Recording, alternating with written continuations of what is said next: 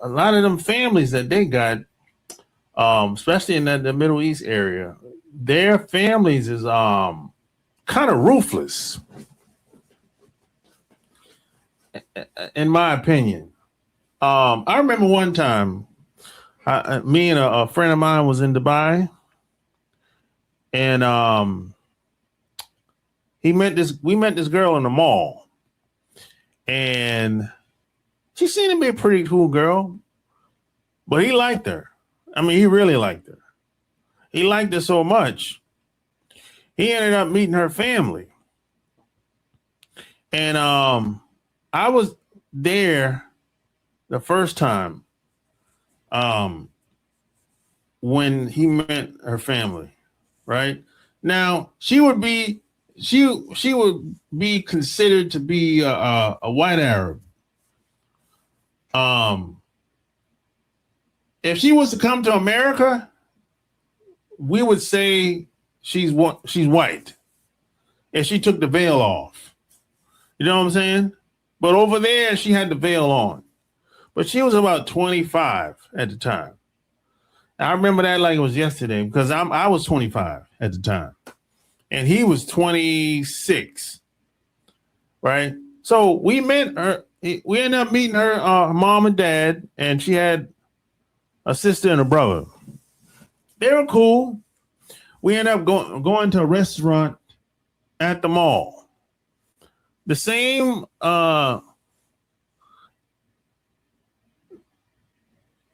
yeah, it was at the mall. Yeah, I remember that because there's a Fridays at the mall. I remember that.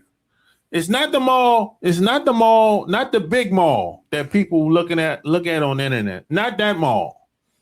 The mall, that humongous mall that people see online, that mall wasn't there the last time I went there, went to Dubai. That mall didn't exist. There's another mall, a smaller one, that's out there. That's the mall we went to when we met them at the restaurant. All right. So the family cool, you know, good vibe or whatever, right? Now that's the first time. So we left. He came back 6 months later and met the family again.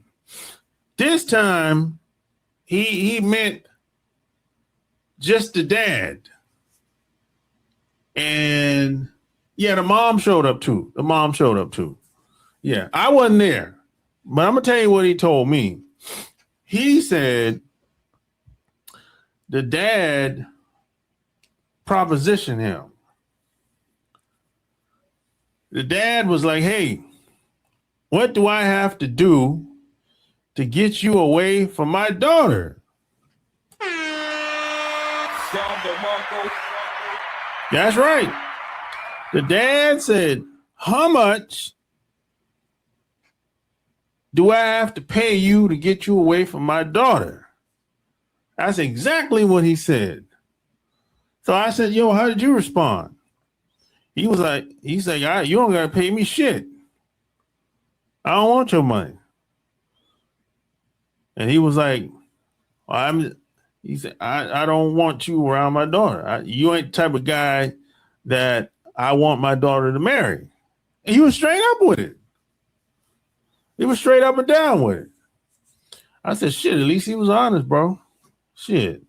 I don't get mad at people when they're honest. That's what I told him. So at the end of the day, he ended up not being with her. That was the last. Now check this out. Check this out.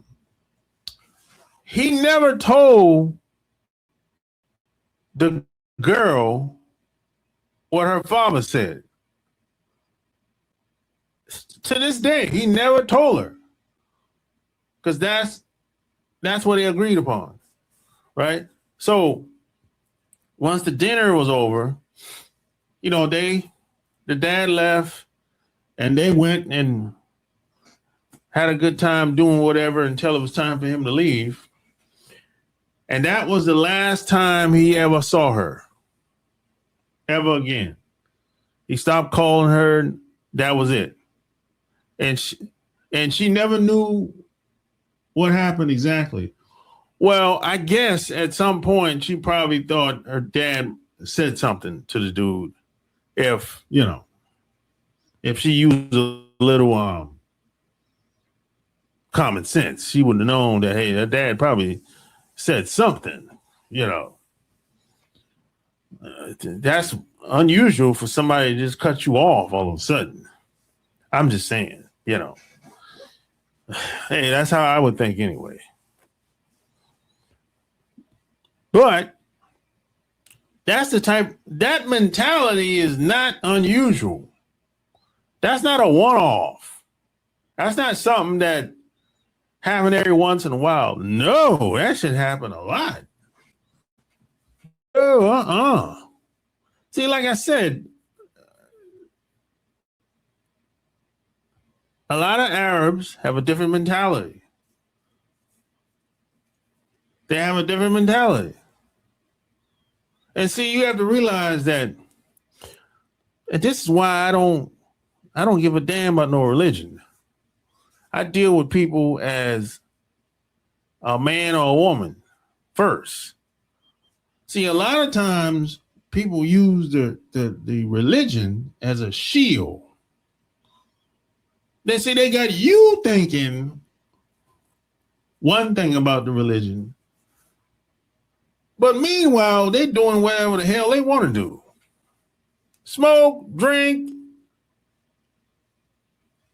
tricking off, whatever. Sell dope.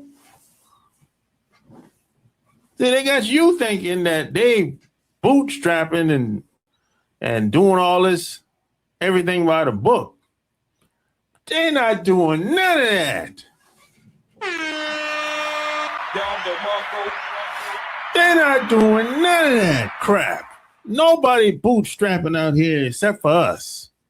They're not bootstrapping nothing. Look, when it's time to start a business, if there's no money to start, ain't gonna be no business.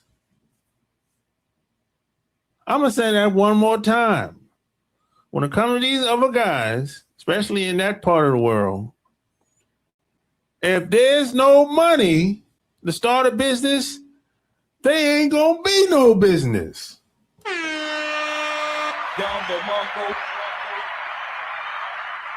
That's the mentality of people that you dealing with in that part of the world. It ain't gonna be the money starts at the top with them, and it trickles down. But meanwhile, they con us to believe. They didn't con me. I know better. They con us to believe. They'll say, "Hey, you got to bootstrap, and you gotta grind and get your ass up out of here." They'll do whatever to get the money.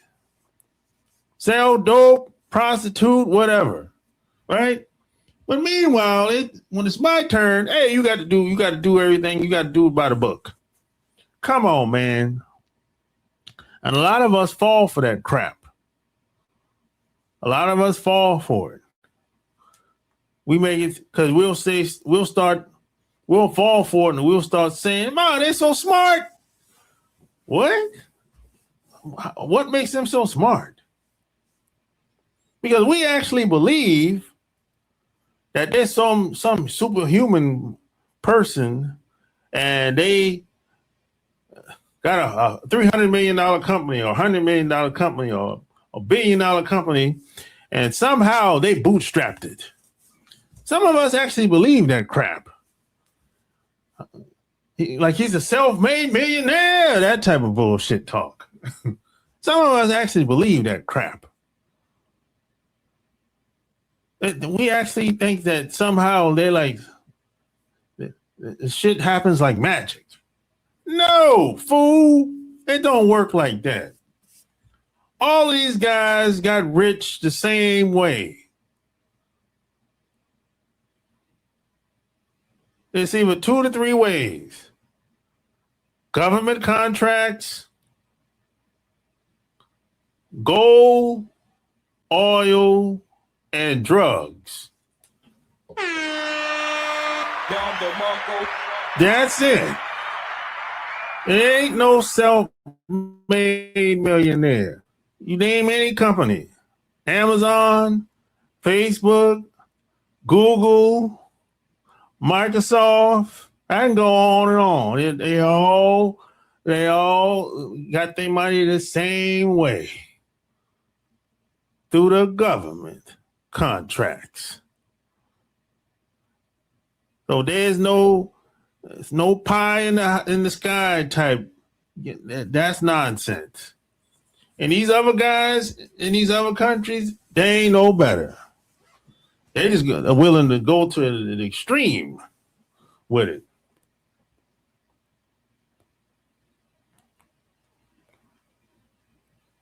So when you meet a woman that's from these countries, you're dealing with the same mentality. Damn near. These women are hanging around these guys all the time. They get married to these guys all the time. So you think she's going to be like, you think she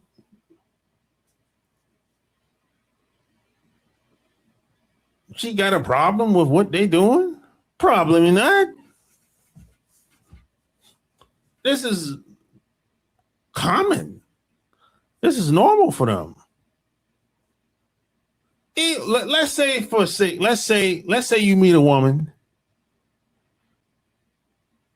and she says to you, I disagree with a lot of stuff that happened in my country or with the guys that I was around. Okay, what's she gonna do about it? What did she do about it when she was around them?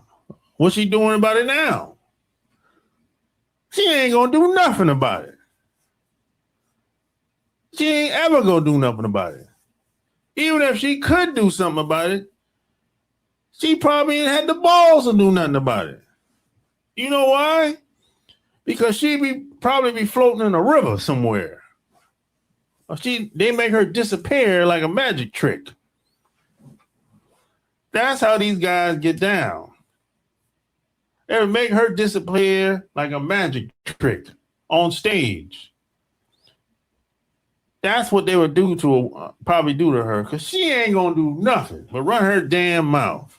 This is why you have a lot of women that's from these countries. They'll come to America, talk mad shit about the people, about the guys.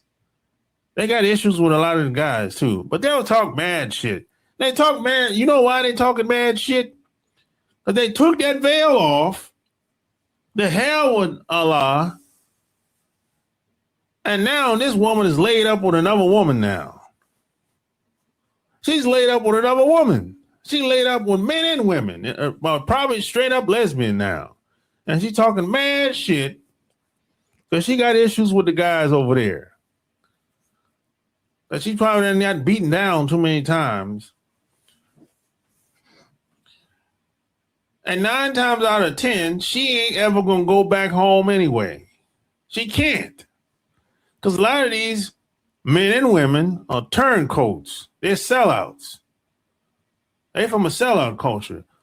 The only thing that really keep them together is the religion.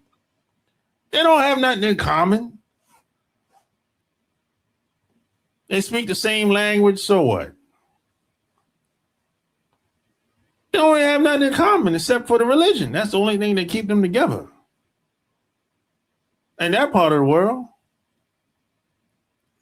That's it. So a lot of them, when they come over here, they talk mad shit. They talk mad shit, well, because they know she ain't gonna be able to go back over there anyway. That's why she can talk like that. And anybody that talks like that about where she from and her people and her family, anyone that sell her family out, you can't trust her anyway. What you think she gonna do to you? Well, you think she gonna be cool with you? live happily ever after with you? Shit. If you believe that, I got a bridge in Brooklyn you can jump off of. She gonna do you just like she did them guys where she from. Play around with you for a while and leave.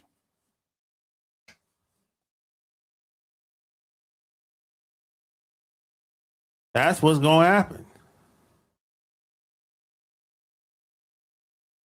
So that's the real deal about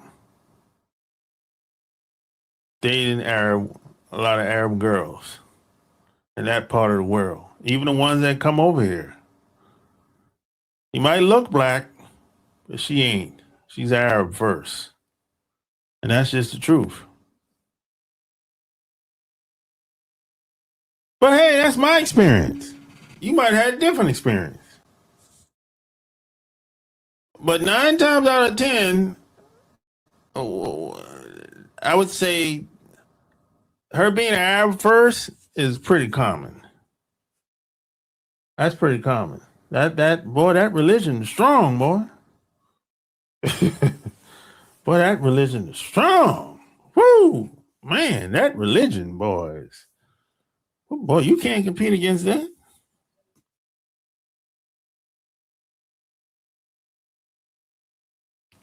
You can't. That's why a lot of guys, when get with when before they get with a woman that's not an Arab, she got to convert.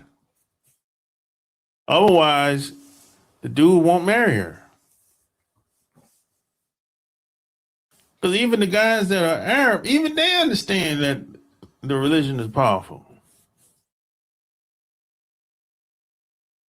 It's a habit, something you practice every day. Over time, it becomes a part of your DNA. If you take it seriously, yeah, that's how it works. It becomes a way of life over time.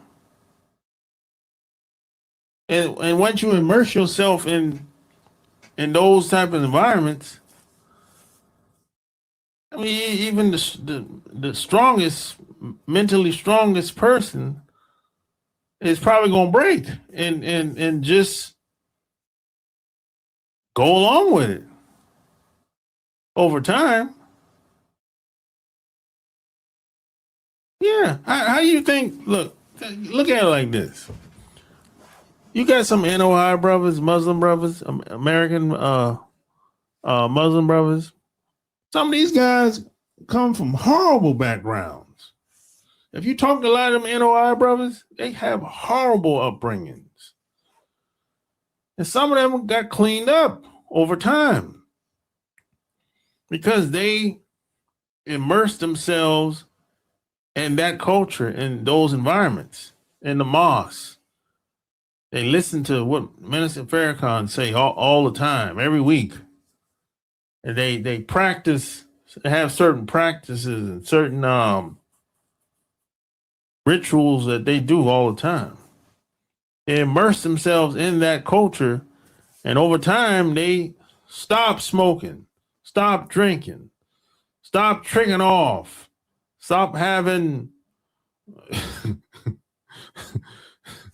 stop having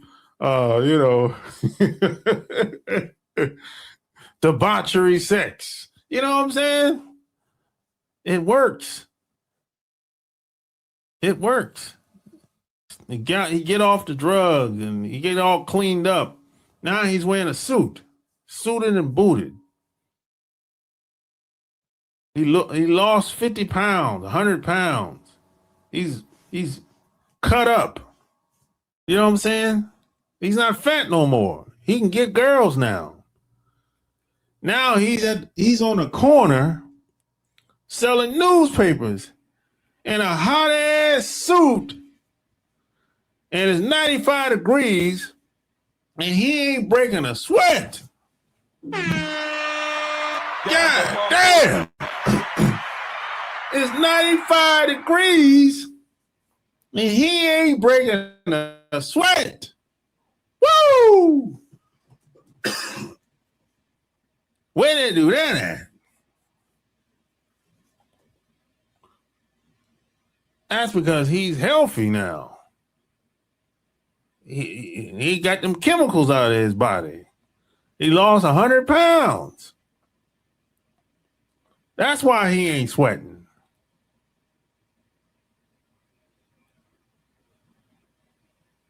But hey, you might disagree with everything I said. You know? But hey, I'm gonna put the link in here. Anyone come up.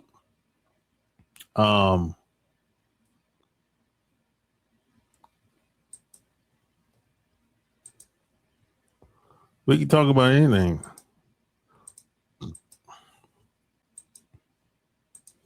You know, otherwise, I'm out of here. Put on.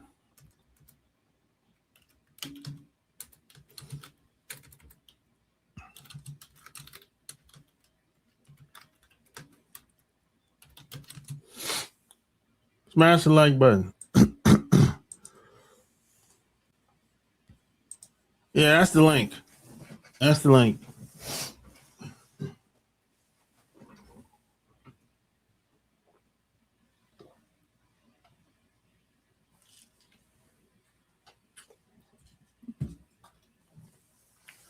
What happened with Cardi B?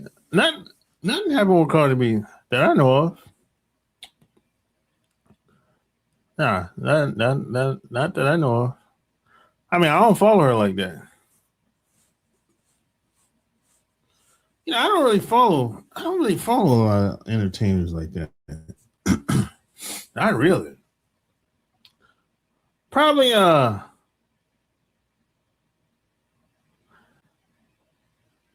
I mean, I'd be so busy, man. I don't really follow. Probably Nas. If I had to say I'm following, but probably Nas. That's about it, really.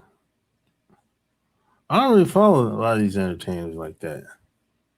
I don't.